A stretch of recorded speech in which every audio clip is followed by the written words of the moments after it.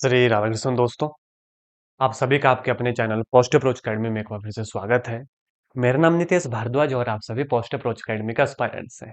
आज की इस क्लास में मैथमेटिक्स के कुछ इंपॉर्टेंट एमसीक्यूज डिस्कस करेंगे। जैसा कि आप सभी जानते हैं, यह एक प्रैक्टिस सीरीज चलाई गई है उन सभी एस्पायरेंट्स के लिए जिन्होंने बेसिक्स तो अपना पढ़ लिया और अब उन्हें प्रैक्टिस करनी है एग्जाम में बैठ के कि हर टॉपिक से कैसे कैसे क्वेश्चन हमसे बन सकते हैं, कैसे हम उन्हें रिकॉल करेंगे, उसकी प्रैक्टिस हम अभी से कर रहे हैं। अगर आप चैनल के ऊपर नए हैं, चैनल को अभी सब्सक्राइब कर लीजिएगा। और आपको बता दूं, यह प्रैक्टिस सीरीज है, बेसिक सीरीज नहीं है। बेसिक अगर मजबूत नहीं है अभी आपके, तो आप पहले हमारे बेसिक लेक्चर देखिएगा, उसके बाद प्रैक्टिस सीरीज को, इस सीरीज को जरूर अटेंड कीजिए। तो चलिए भाई, बिना वक्त गवाए आज के सेशन को शुरू करते हैं। देखते हैं सबसे पहला क्वेश्चन आज की इस क्लास का हमारे पास क्या रहेगा, है ना। देखो क्वेश्चन, परमुटेशन कॉम्बिनेशन से क्वेश्चन है, बनता है एग्जाम में क्वेश्चन इस वाले चैप्टर से। क्वेश्चन क्या है, if NC3 is equal to NC2 then N is equal to. मेरे प्यारे दोस्तों, पहले इस क्वेश्चन को देखना और यहाँ पे ना कॉम्बिनेशन का एग्जाम में फॉर्मूला मत लगाने लग जाना कि हाँ NC3 को ओपन करने लग गए कि n factorial over r into n minus R factorial, है ना। उससे क्वेश्चन तो सॉल्व होगा लेकिन बड़ी दिक्कत का सामना आपको करना पड़ेगा। इस क्वेश्चन को करने का शॉर्टकट भी हमारे पास है। अगर हमारे पास इस तरीके का फॉर्मूला होता है NCA is equal to NCB, तो N हमारे पास हमेशा याद रखना इस A प्लस B के बराबर होता है। तो जब ऐसा क्वेश्चन आएगा तो देख के आप एग्जाम में आंसर टिक कर लेंगे कि भाई NC3 is equal to NC2, तो N आ जाएगा 3 + 2 that is equal to 5। Option number C है हमारा सही जवाब। Is that clear? चलेंगे आगे। देखो, इससे आपको एक आइडिया और भी लगेगा कि जब आप बेसिक्स पढ़ेंगे आपके, तो आपको एक पता चलेगा कि भाई किस तरीके के क्वेश्चन आपको देखने हैं, किन क्वेश्चन के ऊपर ज्यादा फोकस करना है। ये वाला क्वेश्चन प्रीवियस ईयर क्वेश्चन है, ये पूछा गया है ऑलरेडी एग्जाम में। पढ़ो क्वेश्चन, देखो। Slope of tangent of the curve y is equal to X cube minus X at x is equal to 2। देखो, स्लोप निकालने के वेरियस फार्मूले हमें एग्जाम में डिपेंड करेगा कि हमें डाटा कौन सा दिया गया है। अगर थीटा दिया गया है देन टेंजेंट थीटा, पॉइंट दिए गए हैं then y2 minus y1 over x2 minus x1, equation of line दी गई है then minus coefficient of x over coefficient of y। ठीक है, अगर इस तरीके से दिया गया है तो इसको डिफरेंशिएट करना पड़ता है। स्लोप निकालने के वेरियस तरीके हैं, ठीक है, वो डिस्कस तो नहीं करूंगा लेकिन इस क्वेश्चन को पक्का डिस्कस करूंगा। देखो y है, ठीक है, गिवन क्या है, y is equal to X cube minus X, और बोला है कहां पर, at X is equal to 2 के ऊपर दोस्तों, है ना। तो स्लोप क्या होती है भाई, D Y over D X, this is slope. कितना बना, 3x² माइनस 1, कहां पर x, at x is equal to 2। तो 2 2 जार 4, 4 3 जार 12, 12 minus 1 it is equal to 11 will be right answer. है कोई option? Yes, we have our option number C. है ना मजेदार क्वेश्चन, और ये पूछा गया क्वेश्चन है भाई, प्रीवियस ईयर में ये वाला क्वेश्चन पूछा गया है एग्जाम में। आगे लेकर चलूंगा, है ना। अभी तो थोड़े आसान कर रहे हैं, धीरे धीरे, मैंने जैसा कि पहले भी कहा आपको, है ना, टिपिकल क्वेश्चन भी आएंगे आगे, हर चीज के लिए प्रिपेयर रहना है। अब जैसे डिटर्मिनेंट बोला, है ना, आप सभी को डिटर्मिनेंट ओपन करना तो आता था, लेकिन भाई यहाँ पे देखो वैल्यूज, कॉस 50 डिग्री हम नहीं जानते, कॉस 10 डिग्री हम नहीं जानते, है ना। अब इस डिटर्मिनेंट को कैसे ओपन करें? अब आपको वो लगेगा इट्स डिटर्मिनेंट तो हमें ओपन करना आता है, तो सबसे पहले तो इसे उसी तरीके से ओपन करेंगे। देखो कैसे होगा, cos 50 cos 10, देखो cos 50 cos 10 minus sin 50 sin 10। अब यहाँ पे ट्रिग्नोमेट्री के वो सारे फॉर्मूला यूज होंगे जिनकी पीडीएफ मैंने टेलीग्राम पे भी सेंड की है। इवन जब टेट का एग्जाम होता तभी मैंने सेंड कर दी है। तो टेलीग्राम पर जरूर ज्वाइन करें, हमें आज ही डिस्क्रिप्शन में लिंक मिलेगा, और वहां पर पीडीएफ को भी एक्सेस करें। सारे फॉर्मूला ट्रिग्नोमेट्री के एक जगह मिलेंगे। अब देखो क्या फॉर्मूला बना, cos A cos B minus sign A sine B. याद रखने का तरीका भी था कि जो साइन वाले थे वो कॉस साइन में चलते हैं, और कॉस वाले फार्मूले कॉस कॉस साइन साइन में चलते हैं। तो एक आइडिया तो लग गया कि ये कॉस का फॉर्मूला, और नेगेटिव आता है तो कॉस प्लस का फॉर्मूला होता है, कॉस ए प्लस बी। ठीक है, जो किसके बराबर बना, जो बना कॉस ऑफ 50 जमा 10 that is equal to cos of 60 degree. Cos 60 degree कितना होता है भाई, 1/2। कॉस 60 डिग्री कितना होता है, 1/2। कौन सा ऑप्शन है आप चेक करो, option number C will be सही जवाब। क्वेश्चन क्लियर हुआ? क्वेश्चन क्लियर हुआ? हाँ, साइन का फॉर्मूला तब होता जब sine A cos B plus cos A sine B या माइनस उल्टा हो। ठीक है, वो साइन के फॉर्मूले। देखो फॉर्मूला पढ़ना बहुत इंपॉर्टेंट है एग्जाम के लिए। मैं नहीं कहता आप क्रैम करना, बस एक वीक में एक एक नजर लगाना है ट्रिग्नोमेट्री के फॉर्मूलाज पर। कॉस टू ए का बहुत यूज केस होता है, साइन टू ए का यूज होता है, टेंजेंट ए प्लस बी का यूज बहुत ज्यादा होता है, इवन डिफरेंशिएशन में, इंटीग्रेशन में, ट्रिग्नोमेट्री में। ठीक है, तो ये कुछ चुनिंदा सिलेक्टेड फॉर्मूलाज है ना, वो उनका यूज बार बार होता है, तो वो तो एटलीस्ट पढ़ने हैं आप। Is that clear? ठीक है, और अगर ये सीरीज बिल्कुल हेल्प करती है आपको तो कमेंट में यस जरूर टाइप कीजिएगा। जैसा कि रिस्पॉन्स आपका प्रीवियस क्लासेस में बहुत अच्छा था ना, और ये चीज हमें भी मोटिवेट करती है कि मैं ज्यादा से ज्यादा एमसीक्यूज लेकर आऊं, नए नए तरीके के एमसीक्यूज लेकर आऊं। और जो टारगेट है कि भाई हमें प्रिपेयर होना है एग्जाम के लिए, है ना, एक बार बेसिक पढ़ लिया देन तो फिर प्रैक्टिस ही करनी है। प्रैक्टिस कर करके अगर हमें 100 दिन भी हम करते हैं और एक दिन में 10 एमसीक्यू भी ले लेते हैं, तो आप खुद कैलकुलेट कर लो इतने एमसीक्यूज हम सॉल्व कर जाएंगे। और रोज रात 9 बजे टाइम नोट कर लो, क्लास आएगी तो आएगी। और जो होमवर्क दिया जाता है कमेंट कर हमें हमें जरूर बताना है। और प्यारे दोस्तों, बहुत सारे पेरेंट्स के कमेंट्स आ रही है कि भाई केमिस्ट्री की भी क्लासेस लेके आओ, तो मैं बार बार अपने क्लासेस में कह रहा हूँ भाई, नए आने वाले एक वीक के अंदर आपको क्लासेस आना शुरू हो जाएंगी केमिस्ट्री की। तब तक हमने चैनल के ऊपर रिकॉर्डेड क्लासेस भी प्रोवाइड की है केमिस्ट्री की, उसके अलावा भाई शॉर्ट सीरीज चलाई गई है जिसमें लगभग 35 से 40 मिनट में 2 से 3 एमसीक्यू सॉल्व हम कर लेते हैं। तो शॉर्ट सीरीज को जरूर देखो, है ना, और इस क्लासेस को पूरा देखा करो, तब आपको मेरी बातें भी पता चलेंगी कि मैंने बीच में क्या क्या कहा है ना। तो आएगा केमिस्ट्री के भी क्लासेस, ऐसा नहीं है। थोड़ा सा टाइम दीजिए, समय दीजिए, तब तक हम फिजिक्स और मैथमेटिक्स प्रिपेयर कर रहे हैं। ठीक है, ये तो चलो बेहद आसान क्वेश्चन थे। नेक्स्ट एमसीक्यू के ऊपर देखो भाई, the value of I 0 to π/2 sine x जमा कॉस एक्स का स्केयर बटे अंडर द रूट 1 जमा साइन 2x dx। अब मैंने कैसे बताया है आपको इन्हें सॉल्व करना, इंटीग्रेशन का सबसे पहला। क्या ये डायरेक्ट, सबसे पहले क्या सोचना है एग्जाम में, क्या ये डायरेक्ट सॉल्व होगा? जी नहीं, कोई फॉर्मूला हमारे पास ऐसा नहीं जो डायरेक्ट कर दे। दूसरा तरीका, क्या कहीं काट पीट के ये छोटा तो नहीं हो जाएगा? चेक करेंगे, हो भी सकता है ना। जैसे हमने प्रीवियस क्लासेस में किया था कि बटे साइन एक्स कॉस एक्स कर दिया था, टेंजेंट एक्स में बन गई थी, वो डायरेक्ट फॉर्मूला बना। मान लो काट पीट के नहीं बना, तीसरा सोचेंगे क्या कहीं पुट करके तो क्वेश्चन नहीं बन रहा, है ना। तो ये लेयर बाय लेयर चलना है और यही अप्रोच सीखनी है आपको। ठीक है, अब यहां पे देखो भाई, साइन एक्स जमा कॉस एक्स का स्क्वायर 1 जमा sign 2x under the root में है। तो यहाँ पे क्या देखने को हमें लग रहा है, देखो ध्यान से, 0 से π/2 साइन एक्स जमा का कॉस एक्स का स्क्वायर बटे में अंडर द रूट ऑफ, देखो एक को मैं क्या लिख सकता हूँ, ये जो एक है, कैसे मैं ये लिख सकता हूँ, साइन स्क्वायर एक्स जमा कॉस स्क्वायर एक्स।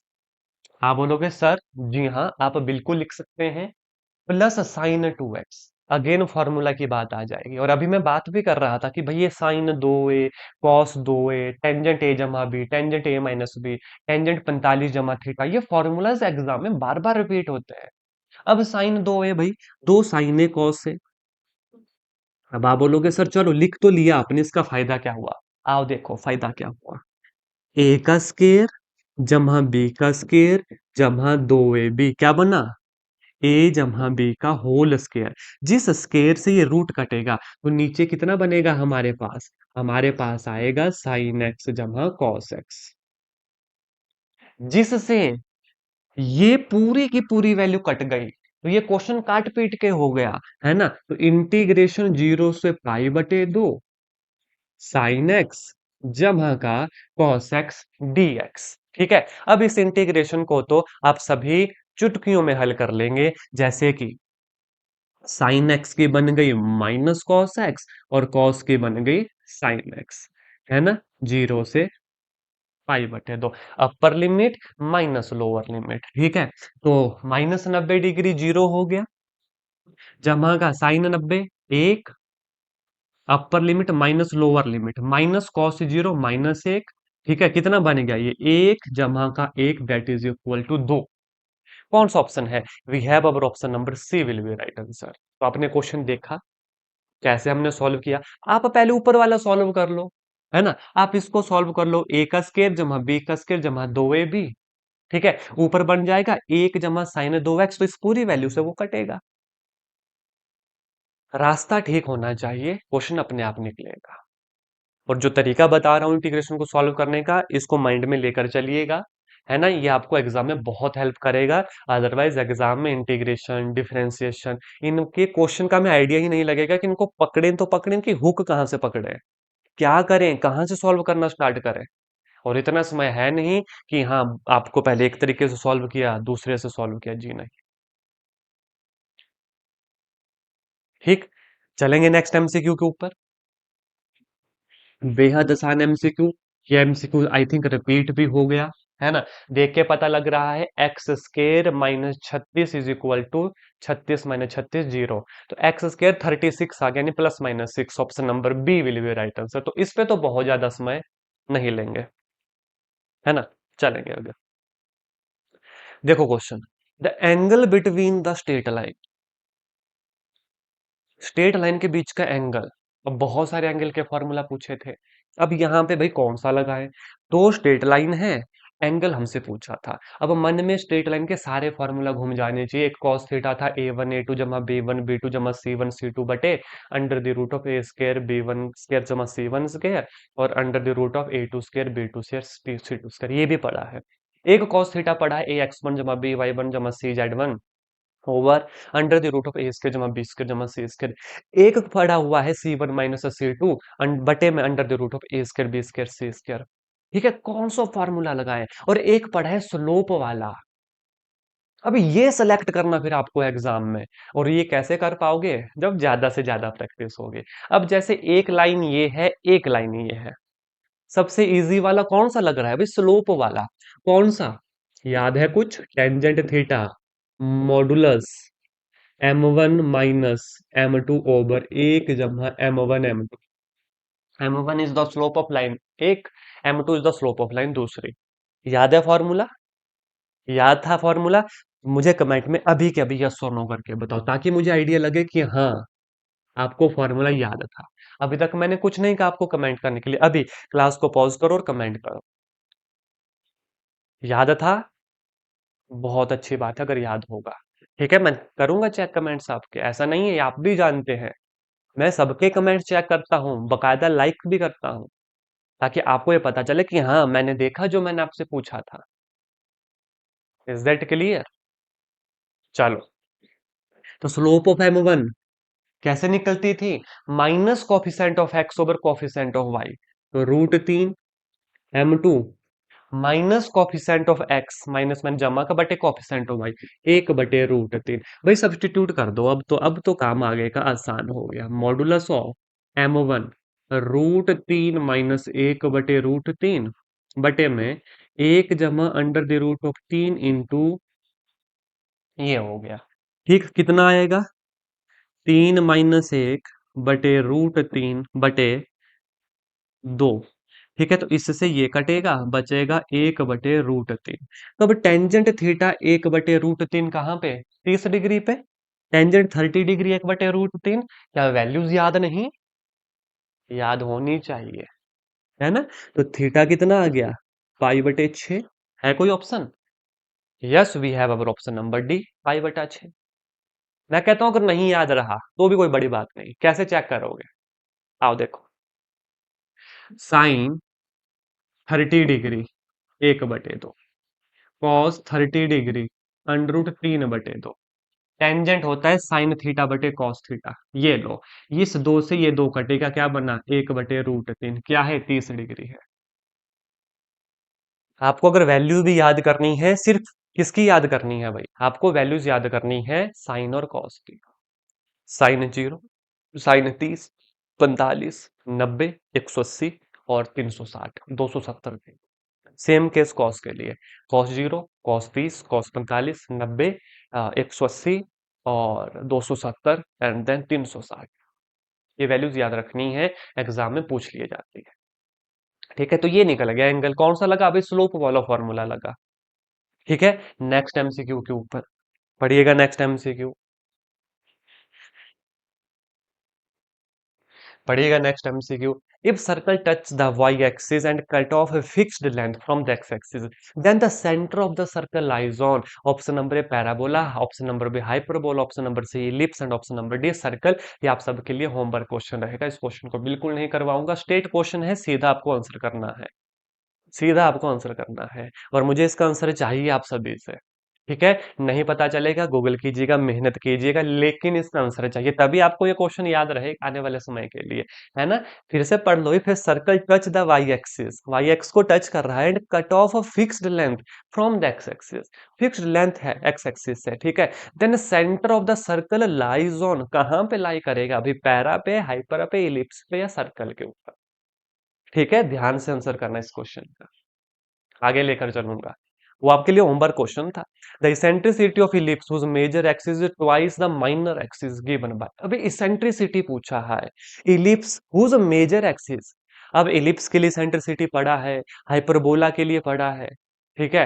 तो क्या था फॉर्मूला फॉर इलिप्स, याद है। For ellipse eccentricity less than एक होती थी, तो what is the formula, B square is equal to A square into एक माइनस ए स्केयर, ये था कि नहीं। जहां पे ये मेजर एक्सिस, ये माइनर एक्सिस, इन्होंने क्या कंडीशन लगाई, the eccentricity of ellipse whose major axis twice the minor axis. भाई ये जो ए है ये ट्वाइस है माइनर एक्सिस के, ए दो बी है।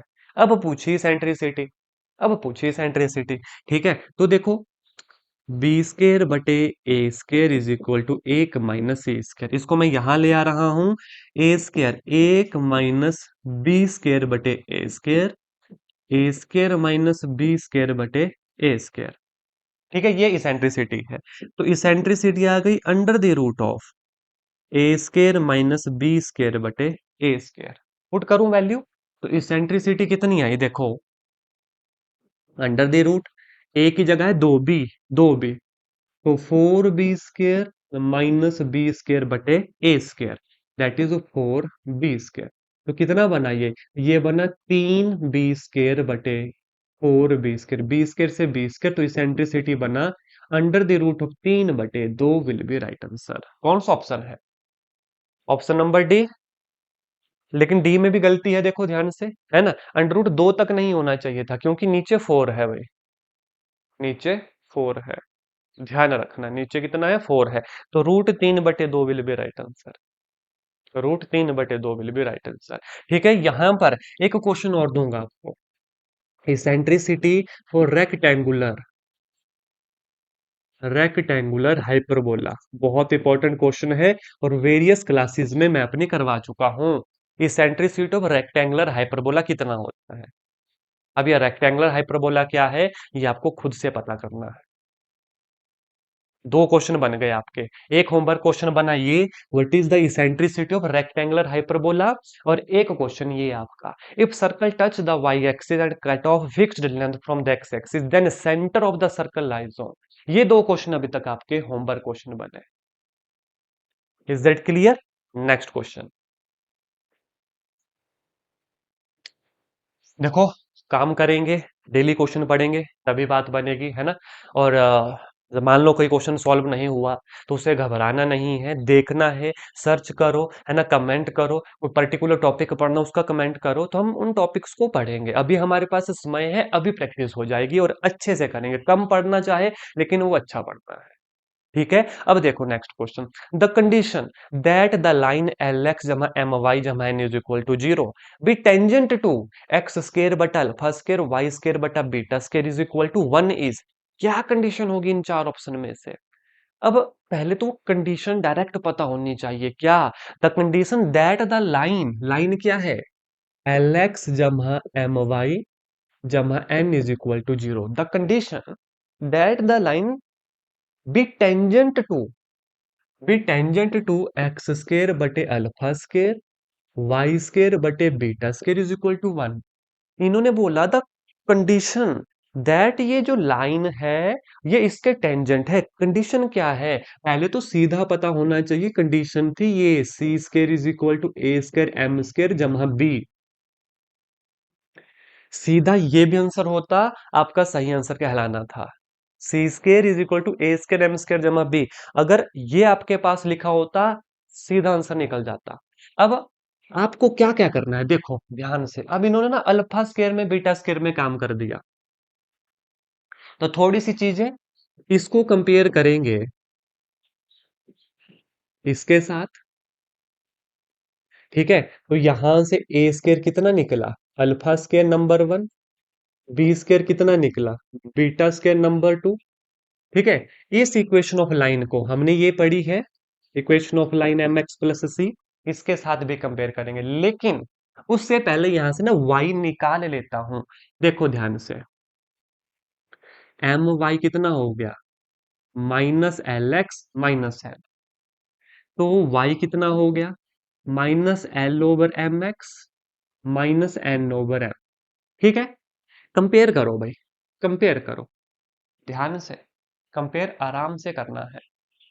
ठीक है, तो यहां पर सी कितना आ गया, N over M with negative sign, और एम कितना आ गया, माइनस एल ओवर एम। ठीक है, आराम से, कोई जल्दबाजी नहीं है, बड़े ध्यान से।